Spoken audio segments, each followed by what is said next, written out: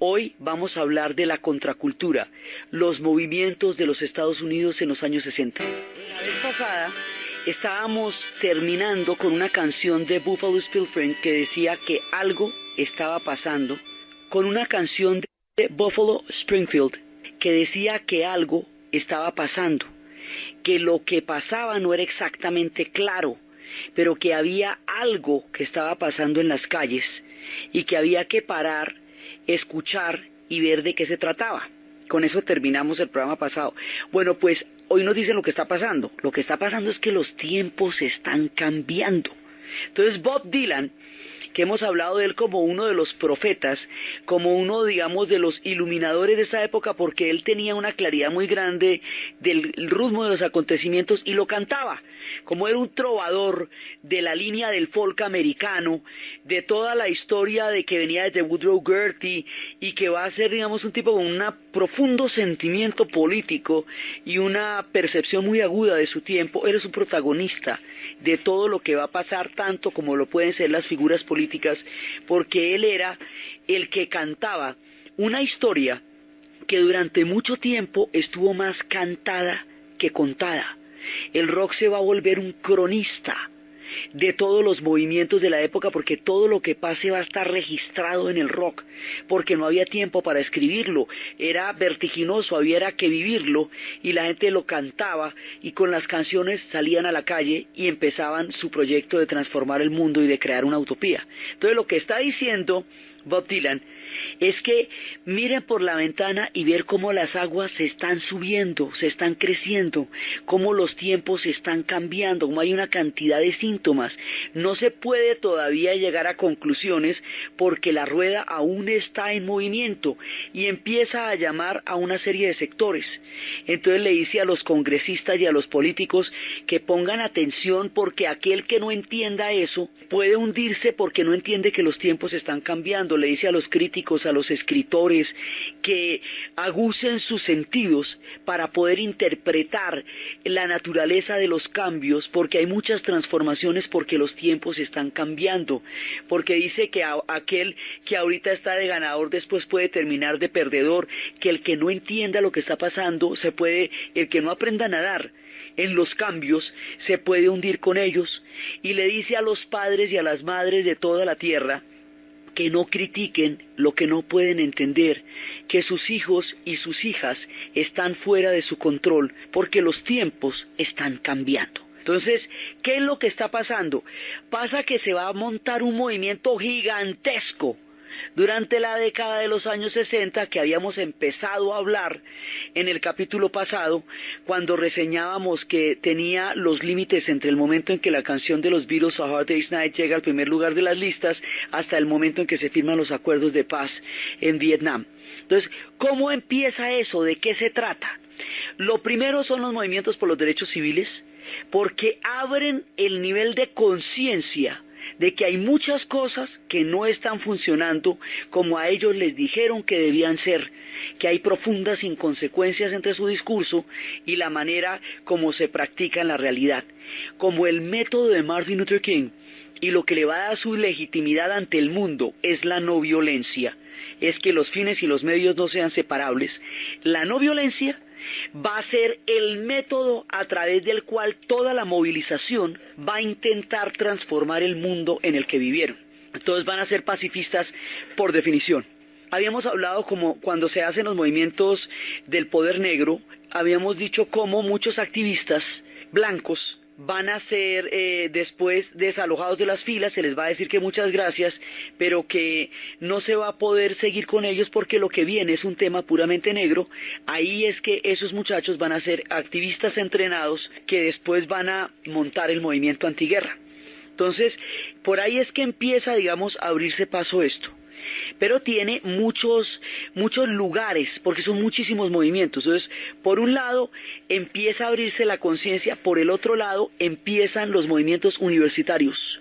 Y los movimientos universitarios están ligados a la revuelta de Berkeley y empiezan a cuestionar la educación. Entonces empiezan a cuestionar la verticalidad de la educación, la manera como se impone la educación sobre la gente, la manera como la autoridad hace que obedezcan normas que ni siquiera pueden cuestionar o reflexionar. Se cuestiona el que el profesor todo lo sepa, el que el alumno todo lo ignore y que el profesor le levante la tapa de los sesos, le llene la cabeza de información y luego le toque imprimir. Habíamos visto cómo este sistema vertical de educación se va a cuestionar cuando las universidades se vuelven fenómenos de masas y empiezan a plantear todo un nivel de reflexión, y ahí se van a cuestionar dos pilares importantes. Por un lado, la educación, y por otro lado, la familia en términos de autoridad también. Entonces, por el lado de la educación, se va a formar un movimiento que se llama Estudiantes por una Sociedad Democrática. Students for a Democratic Society. Esos estudiantes arrancan de Berkeley, pero todas las universidades en Estados Unidos van a estar ligadas al movimiento antiguerra, pues a todas las movilizaciones. Entonces, en un primer momento, esto es académico. Simplemente están, digamos, revisando los pilares de la educación. El movimiento estudiantil se está esparciendo por todo el mundo. Estamos hablando del 62 y del 63, y después cuando se van a dar los movimientos de la Declaración de Pearl Harbor, que es el manifiesto de los estudiantes por una sociedad democrática. Más adelante, el movimiento estudiantil se va a ver involucrado en un movimiento para parar la guerra del Vietnam, que va a ser un movimiento muchísimo más grande, porque en última lo que va a unir a todo este parche, que cada uno tiene un cuento distinto y está en otra cosa diferente, en últimas lo que va a poner que todo el mundo se ponga de acuerdo va a ser el movimiento para parar la guerra del Vietnam. Entonces los primeros que se van a meter en eso son los estudiantes, que van a empezar con los debates sobre qué es lo que están haciendo ellos en Vietnam, invitando por las noches. No se les invitaba, no, de día no se les permitían las aulas, estaban invitando por las noches, por un lado a gente que estaba de acuerdo con la intervención y a gente que estaba en contra de la intervención, para que los estudiantes, ante el vacío de las noticias, para comunicar con precisión lo que estaba pasando allá, se formaran su propio criterio a partir de los debates que se llamaban los teach-in. Así es que el movimiento universitario se va a volver poco a poco un movimiento para parar la guerra del Vietnam, y cuando lleguen los veteranos con las historias tan aterradoras que vivieron en el frente y la cuenten, entonces van a empezar a convertirse en activistas, y esto se va armando poco a poco hasta que llegue a ser una cosa absolutamente gigantesca. Esto es el ala política, esta es la nueva izquierda, esta es la gente que opina que hay que reinventarse no solamente el mundo, sino el concepto mismo de revolución. Esta es la nueva izquierda que está inspirada en Ho Chi Minh, en el Che Guevara, que está inspirada en los movimientos de descolonización. Es toda una influencia que está llegando y que se va a traducir en el movimiento contra la guerra del Vietnam, por un lado. Por otro lado, en casa hay un conflicto con los padres. Y hay un conflicto con los padres muy grande, porque los muchachos, los beneficiarios del modo de vida americano, los de la crema, porque hemos hablado de cómo hay un montón de gente que está excluida, y la gente que está excluida son las comunidades negras, las comunidades chicanas, las comunidades latinas.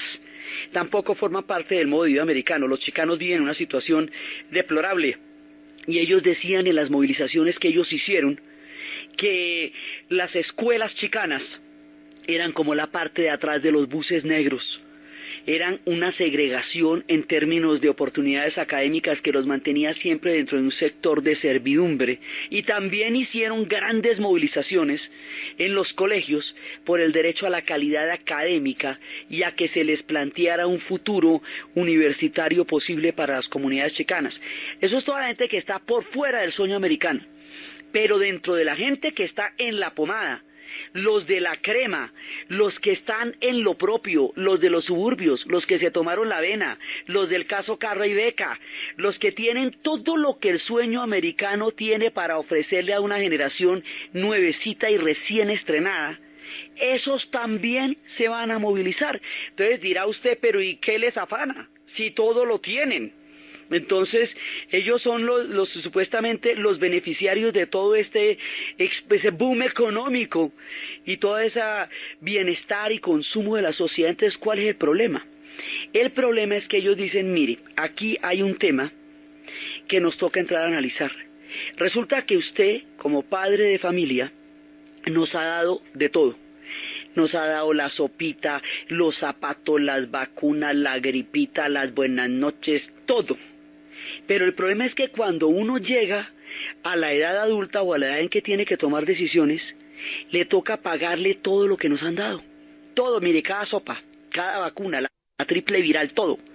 Eso, nos toca pagarle todo eso con una deuda que nosotros no firmamos, que nosotros no nos comprometimos a pagar. Entonces, ¿cómo así? ¿Cuál es la deuda? Pues la deuda es que después de haber recibido todo ese apoyo, nos toca hacer lo que ustedes quieren que seamos. Entonces, los padres van a reproducir en sus hijos el esquema que ellos tienen. Entonces, los hijos tienen que ser o aquello que los padres no pudieron ser porque se casaron, porque los tuvieron chiquitos, por lo que fuera, o aquello que los padres fueron y debe continuar como una dinastía o una descendencia de la gran obra de los padres. Pero lo que el pelado quiera hacer, nadie se lo está preguntando. Entonces el pelado dice, mire, hay un problema con eso. Resulta que eso es muy costoso, porque cada persona tiene una vida por pellejo. Esa fue la suya. Le gustó, no le gustó, le pareció chévere, no le pareció chévere, problema suyo. Pero esta que viene es la mía, y en este pellejo estoy yo, y resulta que yo tengo derecho a escoger qué es lo que yo quiero ser. Ahora, si de repente me parece que quiero ser como usted, buenísimo, pero ¿y si no? Y si no me parece que yo quiero ser como usted, y si a mí me provoca hacer cualquier otra cosa, no se va a poder. Porque usted me tiene comprometido a una deuda que yo no firmé. Mire, muy costoso eso. No voy a poder responderle en esos términos. ¿Y qué es lo que usted quiere que yo sea? Alguien que lo haga sentir orgulloso delante de sus amigos. Alguien que lo represente socialmente. Que usted pueda decir, el hijo de fulanita es una lumbrera. No, no, no, no. Entonces, pero ¿y qué tal que yo no quiera ver una lumbrera, por ejemplo? O alguna cosa de esas, ¿ve? Déjeme. Entonces dice, bueno, ¿pero usted qué quiere ser? Entonces dice, yo no sé, pero yo quiero el derecho a preguntármelo. Quiero el derecho a averiguar para dónde voy, qué quiero ser. Está surgiendo un mundo para la juventud. Y un mundo para la juventud es una pregunta. ¿Qué quiero ser yo? ¿Qué quiero hacer con mi vida? Y cuando uno ve películas como La Sociedad de los Poetas Muertos, donde el pobre pelado protagonista le toca pegarse un tiro por querer estudiar teatro, entonces se da cuenta que la cosa estaba muy grave, porque la repetición de modelos era una imposición sobre las siguientes generaciones que no querían o no estaban seguros si querían eso o no.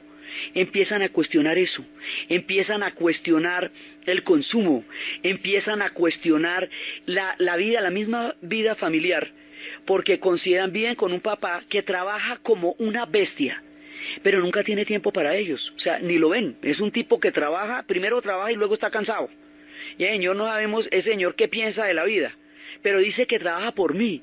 Todo el tiempo que trabaja por mí, dice, pero a ver, usted trabaja porque le gusta, pues a ver, pero entonces usted me dice que es que todo es un sacrificio por mí. Bueno, si es un sacrificio por mí, yo no se lo estoy pidiendo. A ver, por un lado. Por el otro lado, la mamá está todo el día encerrada en un mundo de electrodomésticos que la aísla de todos los tiempos estos que les cuento que están cambiando. Entonces empiezan a sentirse que no se hallan dentro de esta nueva, dentro de su condición y de su condición familiar. Ya James Dean nos había advertido que había cosas que a él no le parecían chéveres, pero él no sabía por qué. Aquí ya empieza a producirse una ruptura generacional que en un momento dado va a llegar a ser insalvable en ese tiempo. En este clima, Crosby, Stills, Nash & Young van a cantar una canción que se llama Enseña a tus hijos, Teach Your Children, y es una manera de dirimir este conflicto entre generaciones. You are on the road, must have a code that you can live by, and so become yourself.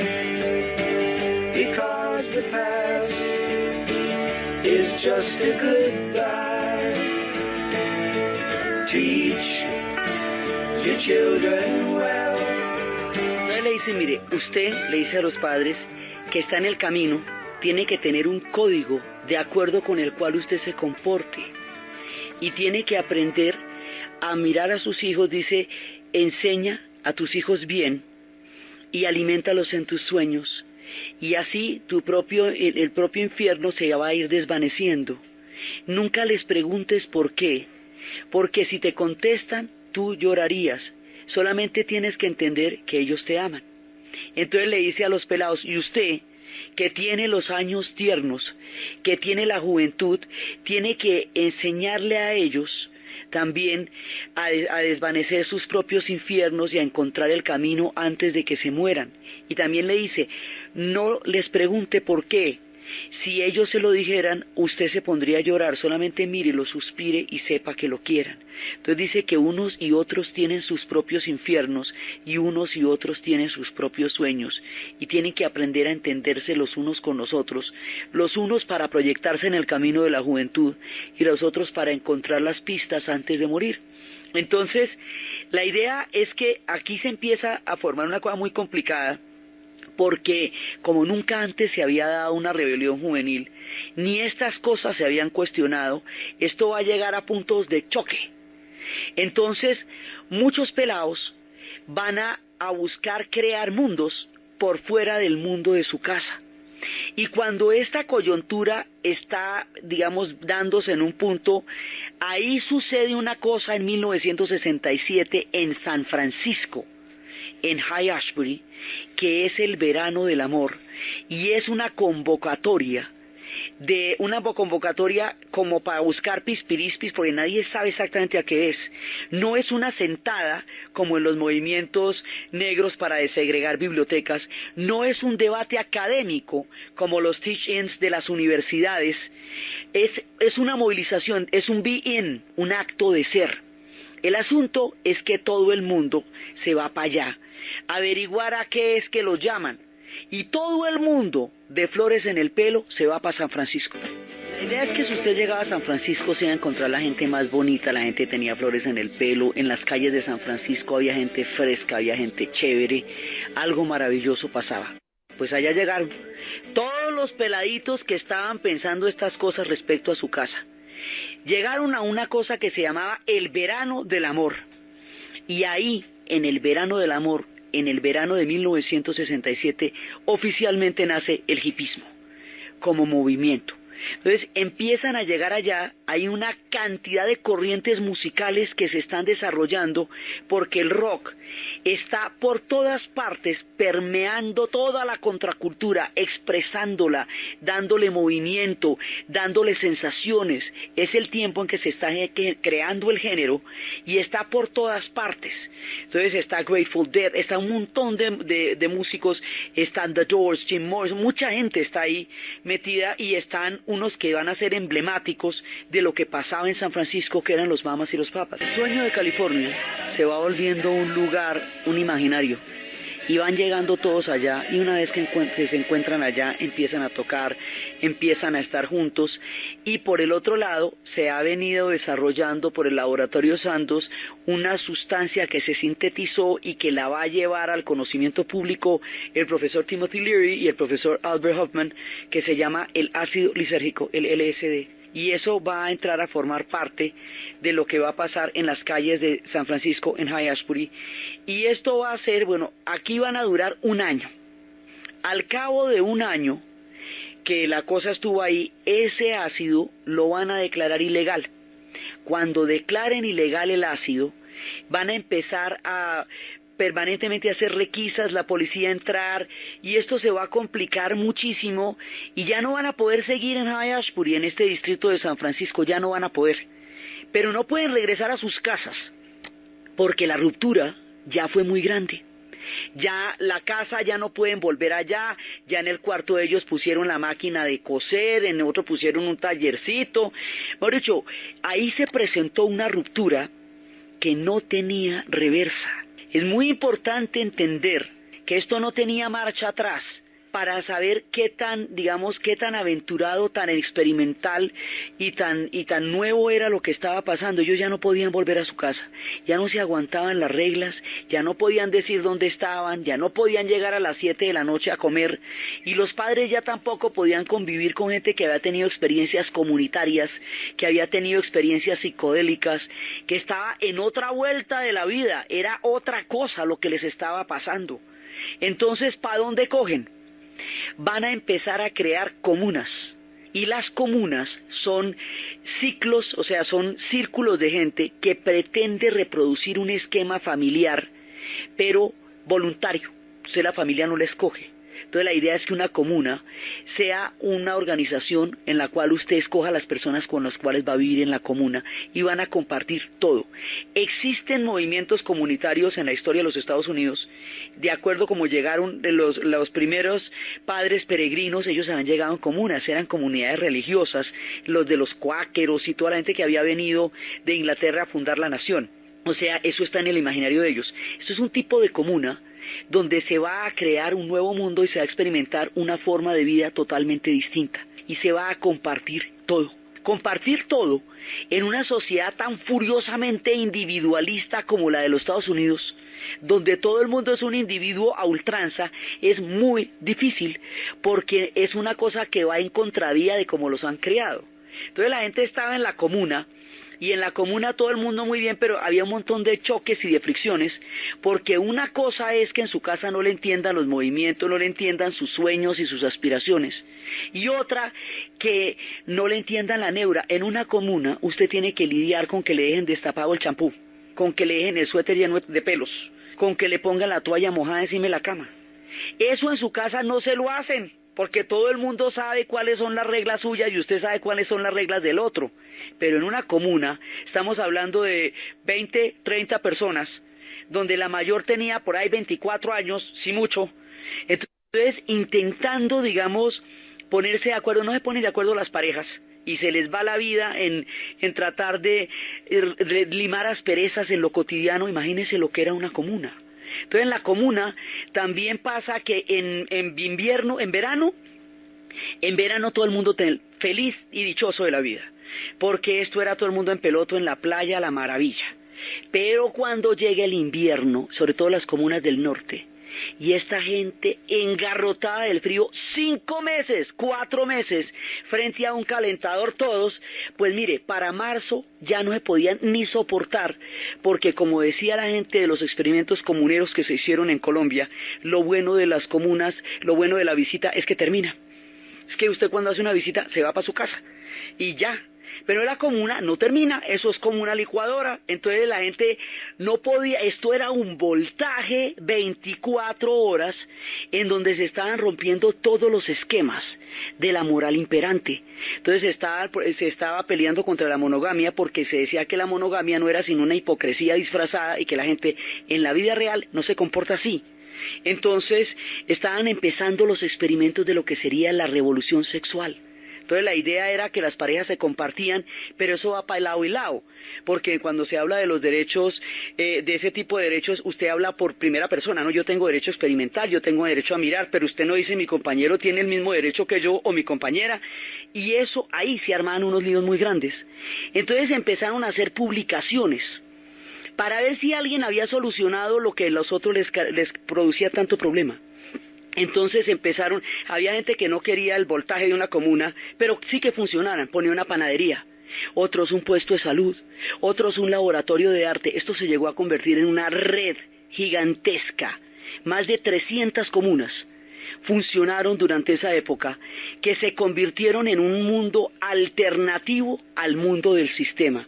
A esto se le llama contracultura, porque es una cultura contraria a la cultura imperante, y eso tiene sus propias reglas y tiene sus propias historias. Como las comunas generaban tanto impacto y tanto rechazo en la sociedad convencional, entonces había que hacerlas en sitios más bien apartados, porque era difícil, realmente difícil funcionar con ellas. Entonces, porque eran una ruptura muy grande a una moral puritana. Entonces, por eso era que les hacían panaderías, puestos de salud, todo eso para crear condiciones de viabilidad para la comuna. Más adelante, cuando el movimiento antiguerra se desarrolle, las comunas serán las redes a través de los cuales los muchachos que no quieren ir a pelear a Vietnam puedan, pasando de una comuna a otra, desertar al Canadá, a donde desertaron más de 400.000 pelados por no ir a pelear a Vietnam, cuando el movimiento antiguerra ya alcance momentos cumbres. Entonces la comuna va a ser una fuente de toda clase de innovaciones. Estas publicaciones que se van a hacer para facilitarle la vida a la gente o para comunicarse, se van a volver periódicos, se van a volver periodismo independiente. Se va a llamar paraperiodismo porque es un periodismo paralelo al periodismo oficial. Esos pelados van a ser corresponsales que van a ir directamente a Vietnam y van a tener una visión independiente. Y como la guerra de Vietnam no fue declarada, ellos tienen el derecho constitucional a cubrir todo lo que pasó y ellos son los que van a informar qué pasó en Vietnam. Aquí van a salir cantidades, y más adelante estos pelados independientes son los que cuando sean contratados por el Washington Post van a poder revelar el escándalo del Watergate. O sea, de aquí va saliendo toda una forma de pensamiento que se sale de cauce, que se sale de todo lo que está pasando y empieza el cuestionamiento en serio de todo lo que es la época, el tiempo, la sociedad, los valores, los pilares sobre los cuales están montados. Entonces, los hechos son, el problema familiar, el tema de Haight-Ashbury y la formación de las comunas.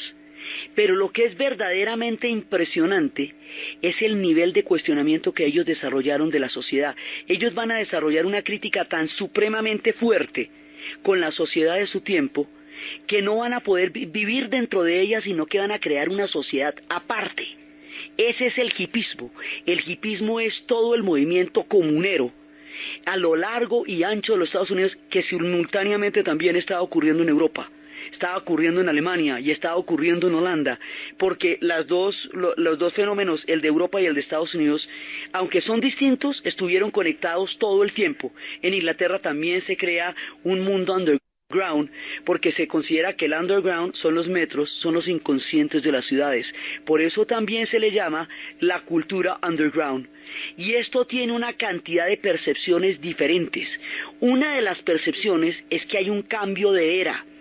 Está terminando la era de Piscis, que era una era de guerras, y está empezando una era que en su movimiento va a llevar a un mundo de espiritualidad, de tolerancia y de entendimiento. Se dice que el movimiento, las eras duran mil años. Se dice que el movimiento está empezando en los años 60, se estaría terminando más o menos para la segunda década del siglo XXI. Se dice que ahí empieza una conflusión astral, que los planetas empiezan a alinearse de una manera que van llevando hacia un mundo de una espiritualidad. A esto se le llama la era de Acuario. Cuando la luna está en la séptima casa y se alinea con Marte, es el surgimiento de la era de Acuario. Es una era de armonía, de entendimiento, de mutua confianza. Es una era de mutuo respeto, es una era de revelación, de iluminación mental. Es la era de Acuario. Más adelante, una mujer que se llama Marilyn Ferguson escribía un libro que se llama La Revolución de Acuario, y se compara lo que pasó en esta época, en los años 60, con la revolución de Copérnico, porque la revolución copernicana no cambió, no fue una revolución política, sino fue una revolución que cambió la manera como la gente se encontraba dentro del cosmos. Esto va a ser una revolución en la conciencia, esto que se llama la contracultura. Es una revolución en la manera como veían el mundo. Entonces empiezan a cuestionar un montón de cosas. Primero, hay una búsqueda de lo sagrado, una necesidad profunda de encontrar algo que realmente sea trascendental, porque en una sociedad de consumo como la que ellos viven, todo se conecta, todo se unta, todo se pone. Entonces dicen, bueno, pero si yo ya tengo todo, y si me lo pongo todo, me lo unto todo, ¿qué más? A ver, ¿qué más? El consumo en sí mismo. No puede ser una razón para que el hombre haya vivido todos estos millones de años sobre la tierra solo para llegar temprano a una barata de final de temporada, porque si el consumo es la última razón para la vida, es una razón patética. Si toda la civilización se hizo para eso, eso es muy poquito. Tiene que haber algo. Son las preguntas por el alma, por la trascendencia. Esas preguntas que necesitan una respuesta del espíritu los van a llevar a la India, y el contacto con la India primero les va a traer una musicalidad completamente diferente y les va a traer una espiritualidad y una serie de miradas nuevas acerca del universo.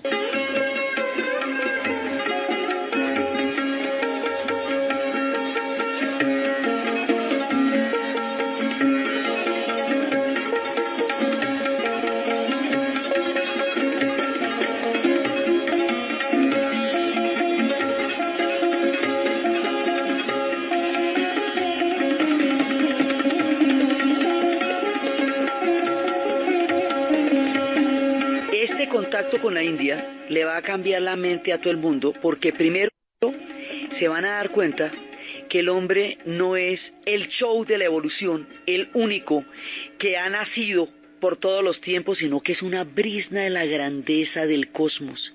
Se van a dar cuenta que hay una espiritualidad completamente distinta y milenaria, que hay toda una nueva mirada sobre el mundo. La India va a aportar en ese momento todo su poderío de civilización espiritual a un mundo ávido de lo trascendental.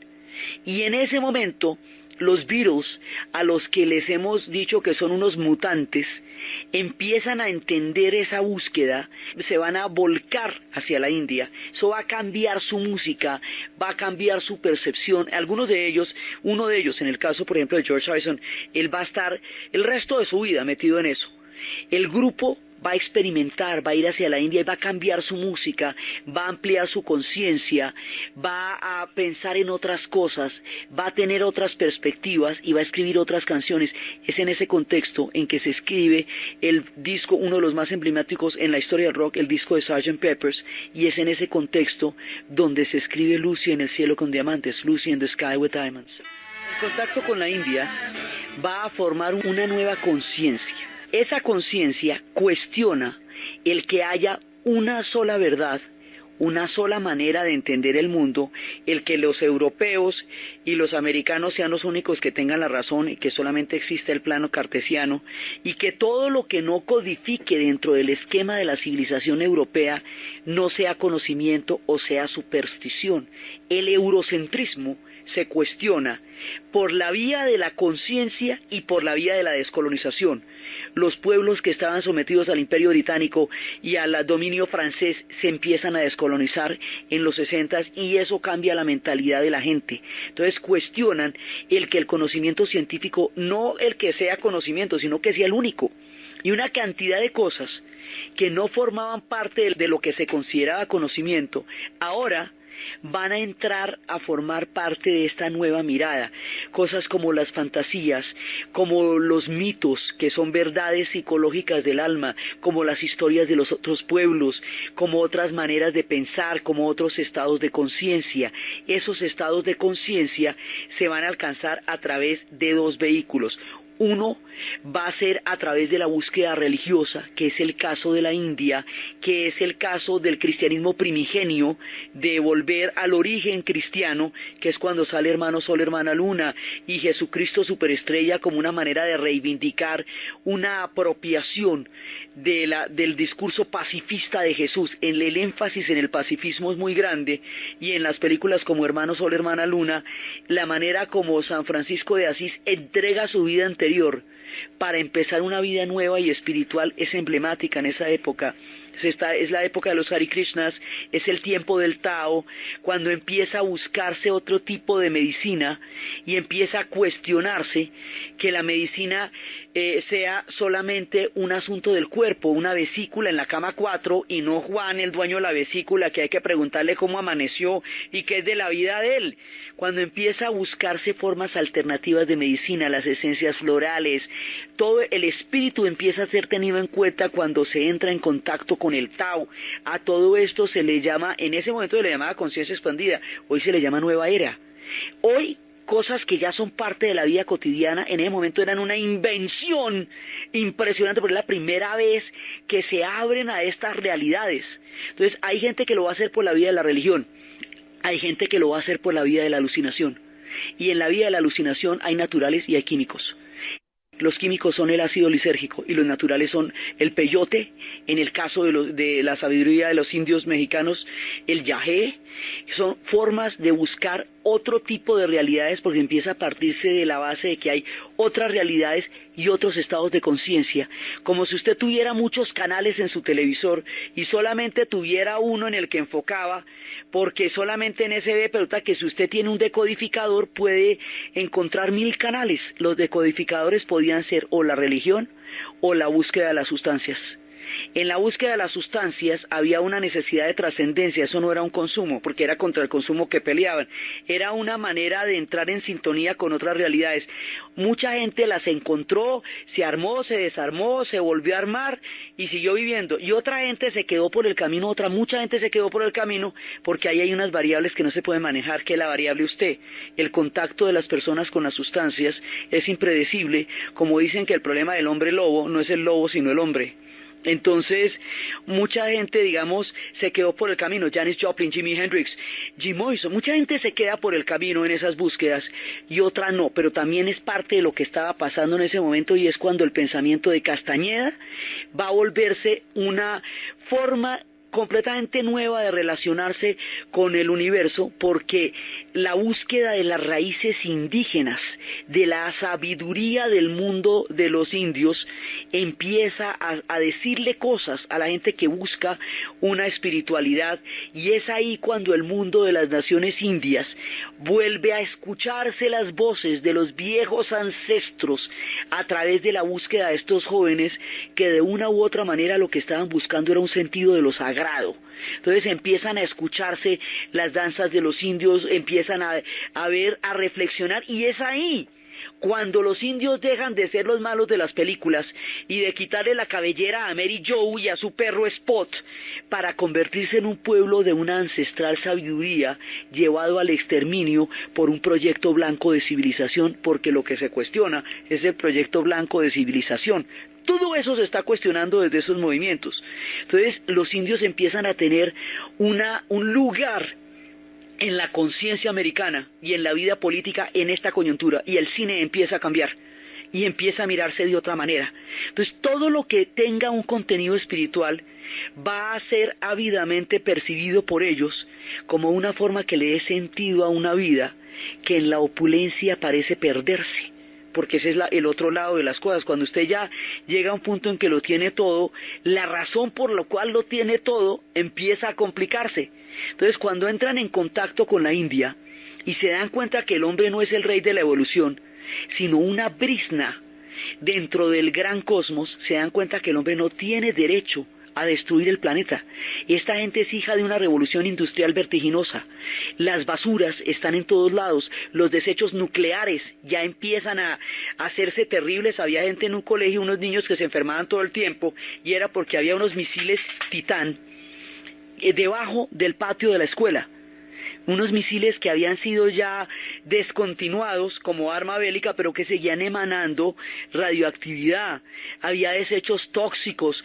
Entonces, el contacto con la India, la profunda espiritualidad cósmica de la civilización de la India, y las basuras, los desechos tóxicos, el aire contaminado, van a hacer que se produzca una nueva mirada que se llama el pensamiento ecológico.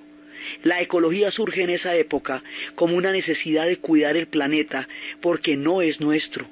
Y es ahí cuando Cat Stevens se pregunta, ¿dónde van a jugar los niños si todo lo estábamos pavimentando? Well, I think it's fine building jumbo planes, taking a ride on a cosmic train. Switch on summer from a slot machine. Just get what you want to where you are. as you can get anything. Cat Stevens nos dice que es bueno que se construyan aviones y camiones y carreteras y que haya todo ese progreso, pero que él se pregunta dónde van a jugar los niños, que si todo eso nos va a decir cómo vivir y nos va a decir cómo morir, y empiezan las preguntas por la ecología y esas no han terminado, y ahora con el calentamiento global la cosa es bastante más complicada. Entonces aquí empieza a cambiarse la manera de ver el mundo. Y eso son muchas cosas. Abby Hoffman decía, nosotros hicimos, uno de los grandes líderes que vamos a ver después, nosotros hicimos un mundo mejor. No por la cantidad de racionalización o por los preceptos del momento, sino por las escogencias que fuimos capaces de llevar a este planeta. Enseñamos que la gente debería tener el derecho de cambiar la historia, enseñamos que el racismo no podía seguir siendo como una segregación legal, enseñamos que no podíamos mandar 500,000 de soldados a Vietnam a morir por causas que no tenían ningún apoyo popular, enseñamos que la idea de que la mujer era un ciudadano de segunda clase no podía ser aceptable, enseñamos que el ambiente era importante y que no podíamos rehuir el tema ambiental. Enseñamos muchas cosas, éramos jóvenes, autosuficientes, hipócritas, valientes, tontos, asustados a muerte, pero teníamos la razón, decía él. O sea, todo esto se va a cuestionar, las mujeres, la guerra del Vietnam, todo. La manera como se cuestiona todo esto, cómo esto va a llevar a un conjunto de movilizaciones para parar la guerra del Vietnam, el papel de las mujeres en esta historia y cómo se va cambiando el concepto de la cultura de la época, prefigurando la segunda mitad del siglo XX y buena parte de lo que es la cultura contemporánea es lo que vamos a ver en el siguiente programa. Entonces, desde los espacios de la conciencia expandida de un mundo para la juventud, de la mirada ecológica, del contacto con la India, del hipismo, de las brechas generacionales, de las búsquedas de una espiritualidad y una armonía y una conciencia histórica en la narración Diana Uribe, en la producción Jessy Rodríguez. Y para ustedes, feliz fin de semana.